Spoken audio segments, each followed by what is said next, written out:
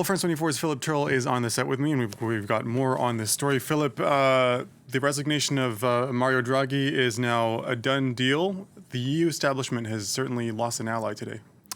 Yes, it certainly has. I think this will be a huge disappointment for Brussels.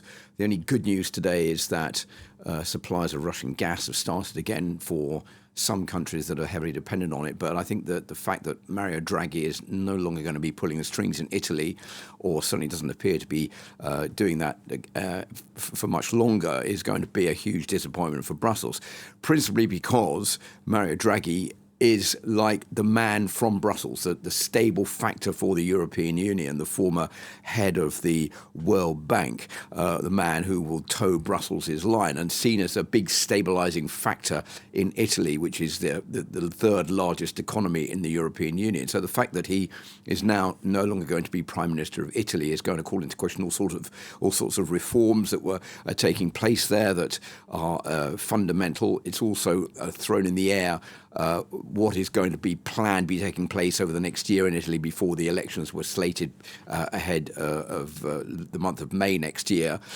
May not even be a budget in Italy. All of that is very bad news for Europe, for stability in Europe, and also for the policies that Mario Draghi has brought in, notably having obtained this huge relief package from the European Union of 200 billion euros to help bail the country out after the pandemic. And the next instalment that was due to come in will now be put on the back burner while the political instability continues in Italy. So I think a lot of worry in Brussels at the moment. And I think also that is reflected by the state of the markets today, because you've seen that there's a lot of jitters on the stock exchange, 1.3% fall since the announcement that Mario Draghi was no longer going to be Prime Minister of Italy. So a lot have been thrown into the air right now. And I think a lot of worry in Brussels about just where Italy is going to be going with this and who is going to be running the country after Mario Draghi disappears from the political scene. Yeah, speaking of which, the likelihood of those elections happening in September and October, we've heard from Seema Gupta there, some of those potential contenders.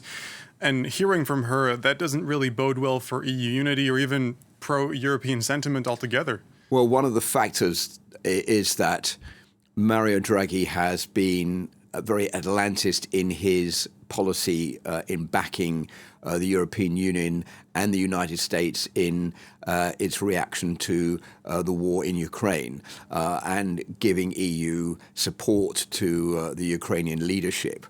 What is unsure right now is that some of the far-right movements in Italy, which are vying for position, you have to remember this is all based on politics and jostling for position. The actual state of the country, the economy, all that's been put into second place. This is these far-right parties, which are part of this huge coalition, jostling position because they think it's the right time to try to get rid of Mario Draghi, because they're in a strong position to try to take power if there are anticipated elections.